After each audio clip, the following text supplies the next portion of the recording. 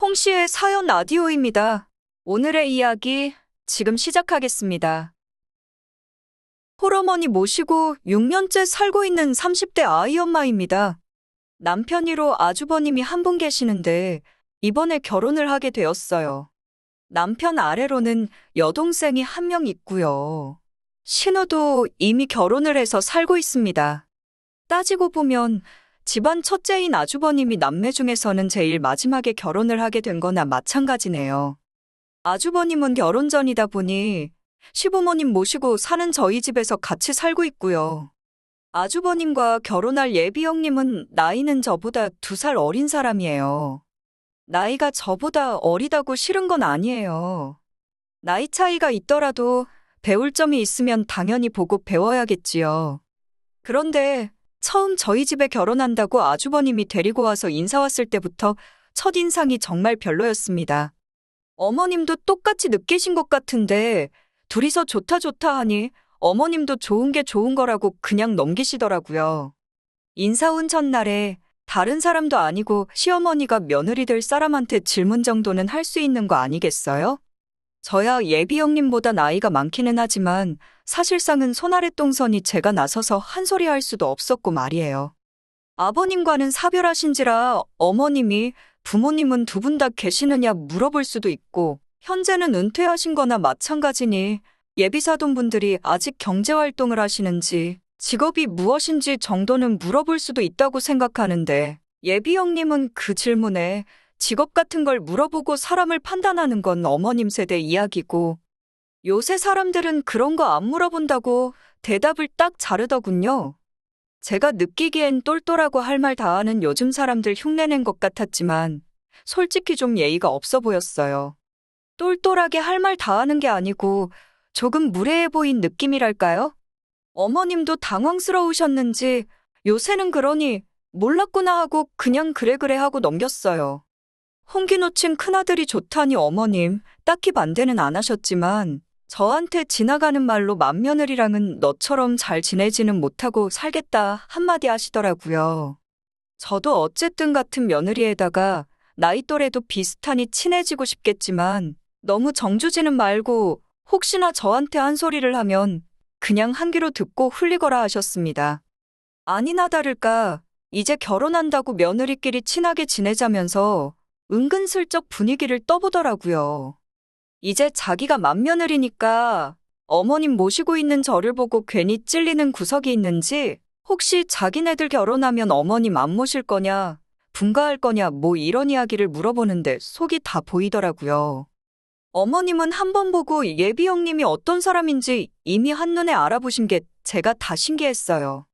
살아온 경험을 무시할 수 없다더니 그 말이 무슨 말인지 딱 알겠더라고요. 어머님은 그만큼 배울 부분도 많으신 분이고 인간적으로도 엄청 좋으신 분입니다. 모시고 사는 동안도 저한테 그 흔한 시집살이 한 번 시키신 적 없어요. 더군다나 아주버님도 일단은 같은 집에 살고 있으니 홀시모 모시고 살게 하는 것도 미안한데 결혼 못한 큰아들 뒷바라지까지 시킬 순 없다면서 집안일도 어머님께서 거의 대부분을 하십니다. 저는 옆에서 어머님이 도움 필요할 때마다 살짝 도와드리는 정도고요. 제가 어머님께 딸이 될 수는 없겠지만 나름대로 저도 최선을 다하고 있고 어머님과 사이도 좋다고 자부할 수 있습니다. 어머님도 저를 믿고 많이 의지하시기도 하고요. 친정어머니마저도 홀어머니 몸으로 남편 훌륭하게 키워서 짝으로 허락해 주셨는데 홀어머니라고 무시하고 그러면 저보고 인간도 아니라고 하실 정도세요. 결혼 전부터도 자주 양가 왕래를 했었고 결혼 후에도 양가 동반해서 자주 만남을 갖고 있거든요. 친정어머니는 겪어보니 그런 인품 가진 시어머니 또 없다고 잘 모시고 살면서 보고 배울 것들은 전부 보고 배우라고 하실 정도고요. 아주버님이 한 집에 지내다 보니 예비 형님이 결혼 전부터도 그렇게 집에 드나들더라고요. 그러면서 은근슬쩍 제가 하는 것 지켜보다가 저한테 훈계 한마디씩 툭툭 던져요. 식사할 준비하다가도 본인은 바닥에 엉덩이 턱 붙이고 앉아서는 입으로만 저한테 앞접시 좀 가지고 와라, 물 좀 떠와라 하면서 이것저것 시킵니다. 아직 예비 형님이 결혼 전이다 보니 손님이나 마찬가지잖아요. 애초에 일 같은 건 시킬 생각도 없었어요. 그리고 저희 어머님도 며느리라고 무조건 일해야 한다 하시는 분도 아니었고요. 그런데 손님이면 그냥 손님 대접 받고 가면 되는 거지. 괜히 나서서 저한테 이거 해라 저거 해라 하는 게 솔직히 기분이 좋지는 않았습니다. 어머님도 쭉 지켜보시다가 벌써부터 형님 노릇 말라고 당신은 며느리들 일 시킬 생각 없다고 못 박으셔서 그래도 눈치는 있는지 그 뒤부터는 그런 식으로 뭐라 저를 아랫사람 부려먹듯 하려는 게 줄긴 했지만 은근히 저한테 내가 너보다 윗사람인 건 알고 있지 확인하듯이 저한테 이것 좀 해, 저것 좀 해 명령조로 이야기하는 건 그대로입니다. 원래도 어머님이 예비 형님 별로 탐탁치 않게 생각하시는 건 저한테 미리 말씀해 주셔서 알고 있었지만 아무리 열받게 하더라도 괜히 저 때문에 노총각 아주버님 혼사가 뒤집어질까봐 저도 조심스러울 수밖에 없었습니다. 저도 웬만하면 할 말은 다 하고 사는 성격인데 어차피 아주버님 결혼하고 나가 살면 명절 때 아니면 자주 보지도 않을 것 같아서 결혼까지 얼마나 남았다고 그냥 참기로 했어요. 얼마 전에 신우까지 해서 형님 되실 분 포함해서 온 가족이 외식을 하러 간 적이 있어요. 어머님이 생선을 참 좋아하시거든요. 그런데 몇 해 전에 코다리찜을 먹으러 갔다가 커다란 가시가 목에 걸려서 어머님께서 엄청 고생을 하셨던 적이 있어요. 원래도 성격이 조금 급한 게 있어서 사소한 건 대충대충 빠르게 넘기려고 하실 때가 있거든요. 아무튼 그것 때문에 병원 다녀오고 난리가 난 뒤로 어머님께서 생선가시에 대한 트라우마가 생겼는지 그 좋아하시는 생선을 도통 안 드시려고 하길래 언젠가부터 제가 생선가시를 꼼꼼히 발라서 드리고 있었어요. 살만 발라서 드리면 어머님도 드시기 편하고 좋아하시거든요. 아마 이게 유일하게 제가 하고 있는 시집살이라고 해도 과언이 아닐 거예요. 그날도 생선조림 먹으러 가서 어머님 드시기 편하라고 가시를 다 발라서 드렸는데 여태까지 저한테 전화 한 통 없던 예비 형님한테서 그날 저녁에 저한테 전화가 왔습니다. 다짜고짜 전화로 진짜 1억이냐면서 따지고 들더라고요. 난데없이 왜 저러나 싶어서 무슨 문제라도 있냐고 물으니 식사 자리에서 그렇게 밥 시중까지 들어야 하냐고 하더군요. 어머님 생선가시 발라드린 걸 가지고 저한테 뭐라 하는 거였어요. 이젠 하다 별걸 가지고 다 트집을 잡으니 저도 그냥 넘어갈 수는 없어서 한마디 했습니다.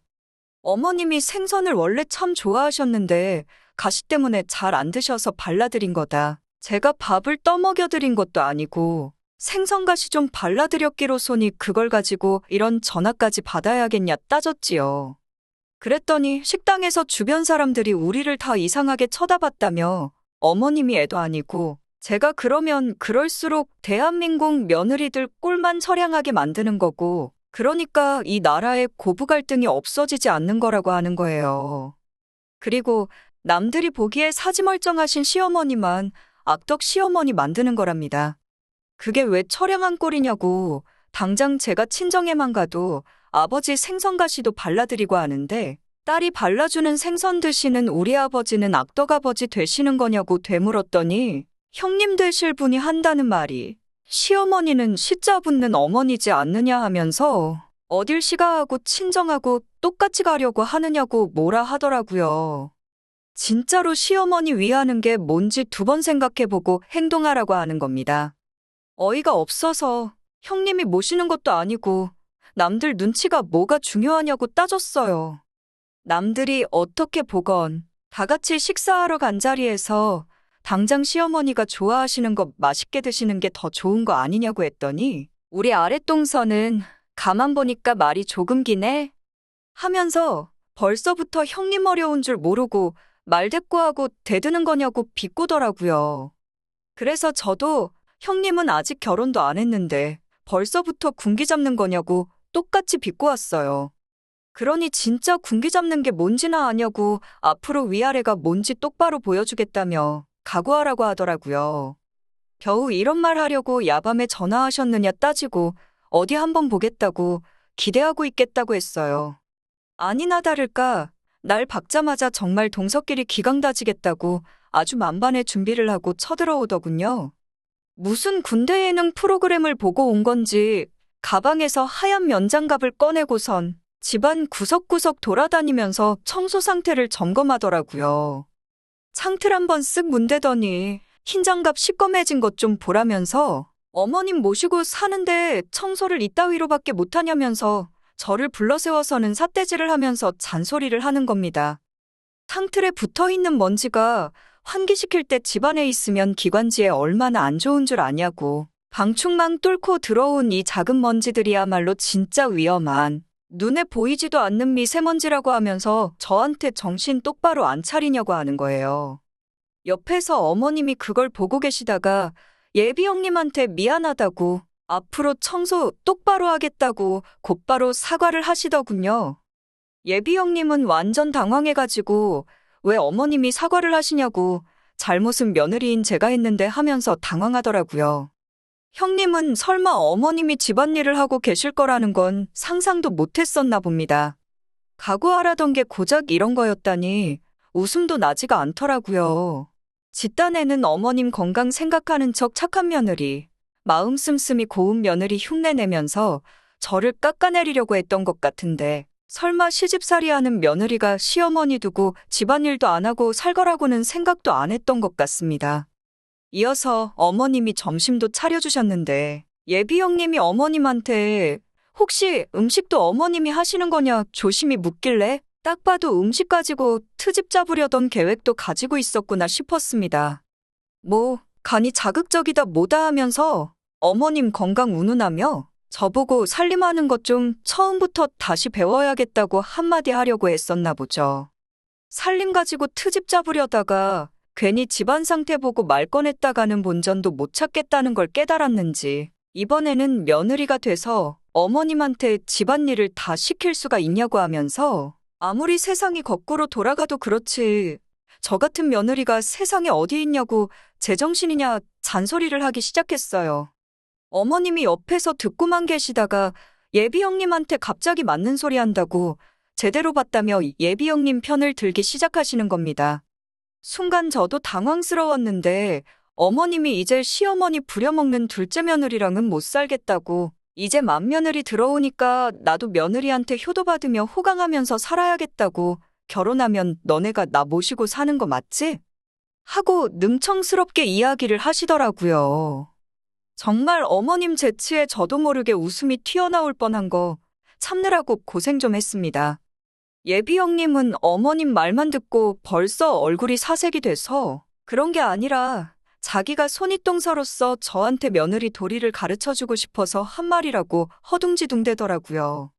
어머님이 네가 나 모시고 살 것도 아닌데 왜 그러느냐며 집안일은 당신이 좋아서 하고 있는 거라고 그리고 저도 해야 할 때는 알아서 시키지 않아도 잘하고 있으니 괜히 잘하고 있는 애한테 잔소리하지 말라고 딱 잘라서 말해주셨어요. 정말 너무나도 통쾌하더군요. 그래도 예비 형님, 끈기 하나는 인정해줘야겠다 싶었어요.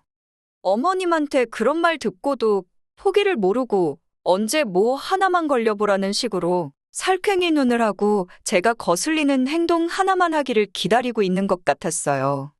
그리고 나서 얼마 안 있어서 아주버님이 퇴근을 하고 돌아왔지요. 예비 형님 보더니 눈이 휘둥그레져서 말도 없이 여긴 왜 와 있냐고 묻더라고요. 예비 형님, 아주버님 귀에다 대고 속닥속닥 하는데 아마 안 봐도 제 욕하면서 버르장머리 고쳐주려고 와 있다는 식으로 설명을 하는 것 같았습니다. 어머님을 자기 편 만들기는 틀린 것 같고 이 집에 자기 편이라고는 아주버님밖에 없을 테니 아무튼 어머님 다음으로 이 집에서 제일 높은 사람이잖아요? 그래서 아주버님이 올 때까지 벼르고 기다리고 있었던 것 같아요. 예비 형님 말이 끝나기가 무섭게 아주버님 표정이 사색이 돼서는 예비 형님을 끌고 밖으로 나가더라고요. 그럴 수밖에요. 나이 어린 예비 형님이 모르는 사실이 하나 있었거든요. 결혼하고 홀어머님 모시고 살기로 결정했을 때 그때는 신우도 결혼 전이라 같이 살았었어요. 신우는 직장 생활한다고 회사 근처에 오피스텔 하나 얻어놓고 주중에는 거기서 지내고 주말에는 집에 내려와서 지냈었거든요. 신우가 시집을 잘 갔어요. 남자 쪽이 돈이 상당히 많은 집안이라 신우가 시집가면서 회사도 그만두고 몸만 오라고 했다고 해요. 그 어머니 밑에서 큰딸이다 보니 신우 또한 성품이 아주 훌륭한 사람이에요. 아마 그랬기 때문에 저희 시댁 사정이 그렇게 넉넉한 상황이 아닌데도 불구하고 그런 집안에서 1등 신부감으로 몸만 오라고 해서 데려갔겠지요. 아무튼 신우가 시집가면서 여태 신우가 모았던 돈은 가지고 갔는데 신우가 지내던 오피스텔은 처분하지 않고 홀어머니 모시고 살아줘서 고맙다고 저희들 명의로 돌려줬어요. 적당히 가격 봐서 팔아도 좋고 세를 줘도 좋고 아니면 빈방으로 뒀다가 가끔씩 남편하고 제가 바람 쐬고 싶을 때 가서 지내도 된다고 알아서 하라는 식으로 말이지요. 거기에 당장 어머님이랑 살고 있는 이 집 또한 당장 형제들에게 나눠줄 만큼 값어치 있는 집도 아니다 보니 어머님 모시고 살기로 한 저희들한테 주기로 했거든요. 신우나 아주버님도 다 동의한 상황이었고요. 제가 결혼했을 땐 정말 별 볼 일 없는 서울 외곽 동네에 있는 주택이었는데 그런데 요 몇 년 사이 이 주변 집값이 재개발호재로 오르기 시작하면서 지금은 조금 내려갔지만 그때보다 집값이 훨씬 올라간 상황이 되었습니다. 그래서 아주버님 결혼할 때 다른 건 몰라도 신우가 저희한테 주고 간 오피스텔 정리해서 결혼 비용을 일부 보태기로 남편과 상의해서 정했었거든요. 시어머니도 제 마음 씀씀이에 며느리 잘 봤다고 하시면서 고마워하셨고 아주버님도 저한테 직접적인 표현은 안 했지만 엄청 고마워하고 있었고요.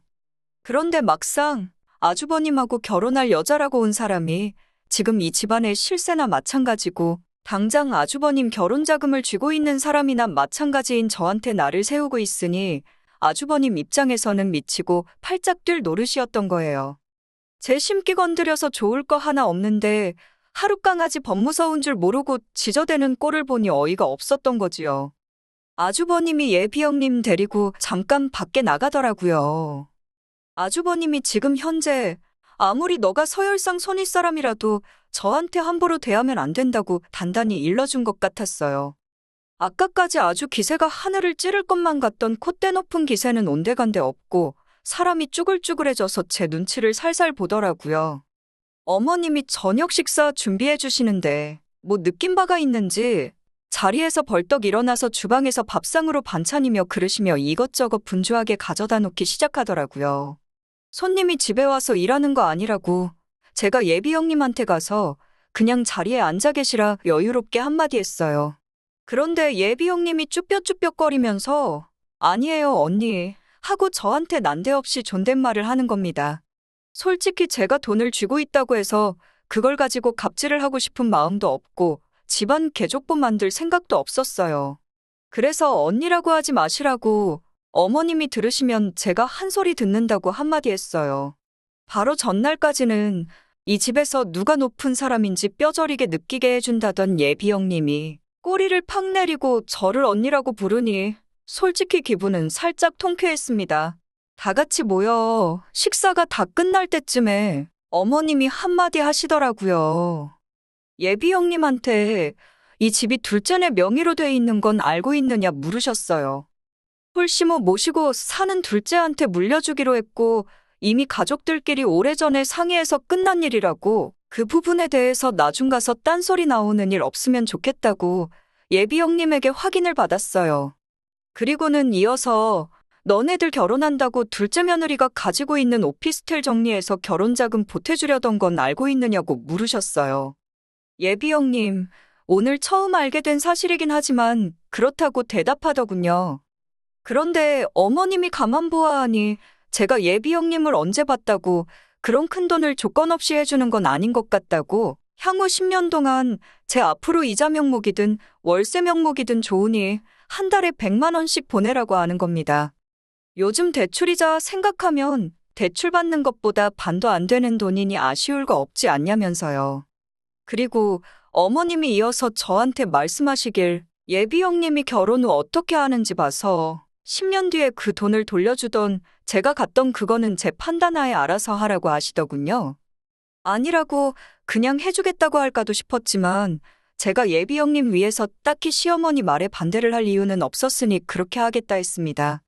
아주버님도 예비 형님도 어차피 제 돈 아니면 당장 신혼집 알아봐 놓은 것부터 결혼 준비에 차질이 생기고 더럽고 치사해서 대출을 받기에는 어머님 말씀대로 이자가 반밖에 안 되니 울며 겨자 먹기로 그렇게 하겠다 대답했고요.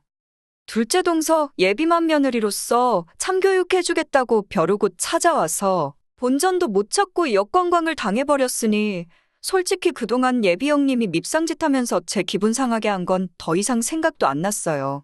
그날 저녁에 예비 형님 돌아가고 나서 아주버님도 저한테 미안하다 사과하고 예비 형님이 사실은 알고 보면 귀여운 구석도 있고 착한 애다 하면서 제가 이해해줬으면 좋겠다고 하시더군요.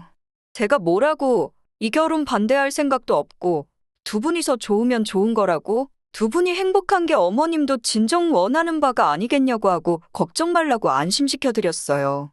다른 분들 사연 들어보면 식가족과 마찰 때문에 고민이 많으신 것 같은데 저는 정말 좋은 가족을 만난 것 같습니다.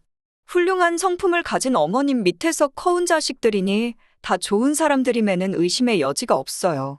저를 가족의 일원으로 남의 집 자식, 식모 며느리가 아니라 사람으로서 대해주는 좋은 가족들과 함께 앞으로도 행복하게 지내보려고 합니다. 오늘의 이야기는 여기까지입니다. 이렇게 찾아주셔서 정말 감사합니다. 다음에도 더 좋고 더 통쾌한 사연으로 찾아뵙겠습니다.